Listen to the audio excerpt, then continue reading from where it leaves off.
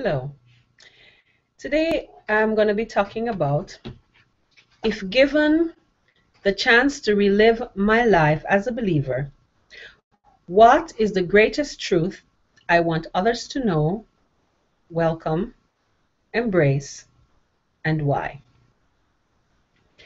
To fully understand this question, it is very important that we define a few key words. Truth means that which is true or in accordance with fact or reality. The word welcome means to receive or accept gladly. And embrace means to accept eagerly. The greatest truth I want others to know is that God takes care of his people. Throughout the Bible, many persons have had difficult situations and God has helped them. Today I'm going to be talking about one such person, that being Joseph, and his account is recorded in the book of Genesis. Joseph underwent very hard times. He was sold by his brothers into slavery and had to endure being lied about, being thrown in prison for something that he did not do, and being forgotten by his friends. These situations, no doubt, must have been very devastating for Joseph. And after all, he did not do anything that merit this kind of a treatment. But through it all, God took care of him. He was eventually delivered, and later on, that same Joseph became governor over Egypt. This therefore tells us that God indeed takes care of his people. I too can attest to God's caring and loving nature in my own life. You see, I too was rejected by my family. During this time of rejection and neglect, I felt alone and frustrated. This all started when I left the comfort of my home in Jamaica to live here in the United States in Houston, Texas. My supporting family left me, my husband, and my kids all alone to support ourselves. It was very devastating.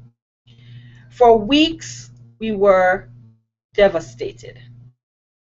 How could people be so heartless? We would often wonder. Looking back, it was so hard for my husband and I. We had no friends, no furniture in our apartment, and the money we received from my husband's two jobs could hardly support us. But alas, God was there with us. God allowed us to meet many new friends. These friends showed us many new things that we could do with our children. I learned how to cook many new dishes so I could make whatever money that was coming into the house. It could serve us for food and for shelter and for all of our basic needs. God indeed takes care of his people. Then there came the time that my husband became ill and could no longer work two jobs. Now it was hard to make it with two jobs. And now we were forced in a situation where it was now only one job, one income. We prayed, we got together, we prayed, my husband and I, and we asked God to help us. For months, I tried to get a job. I went on many job interviews, and every single interview that I went on, I was turned down. Again, I became frustrated. After months of going through this struggle, I was frustrated. There were times when I really felt really, really low.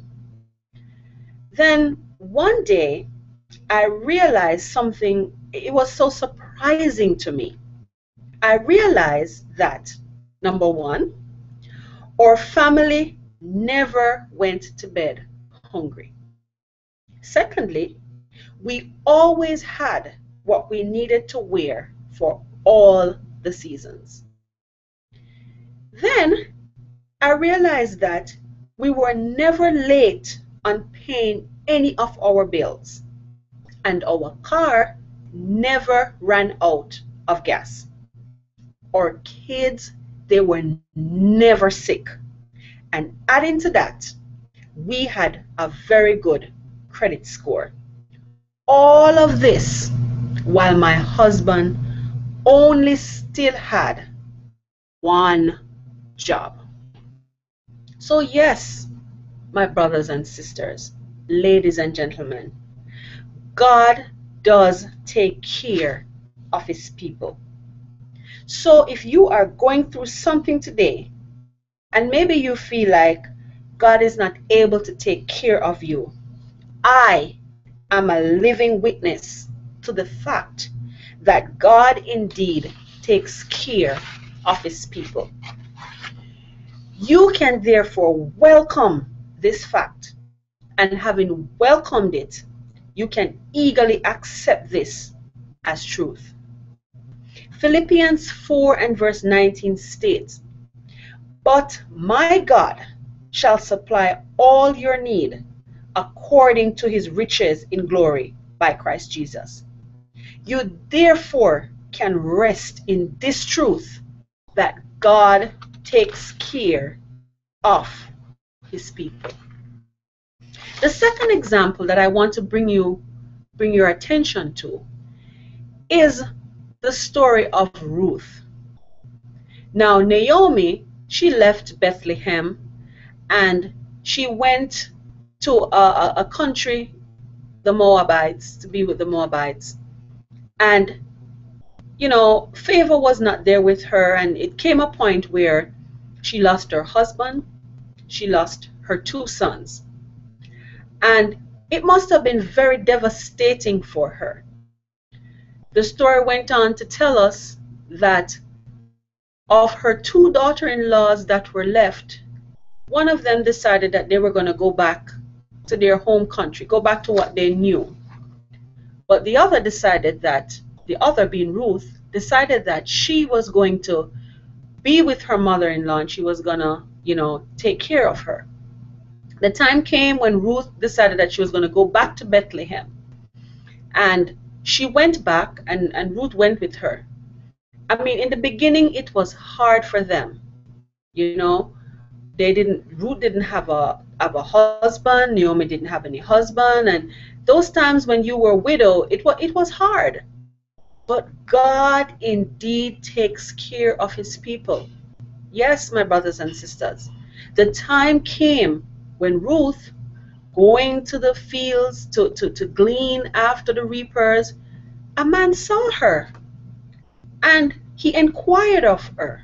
That man's name was Boaz.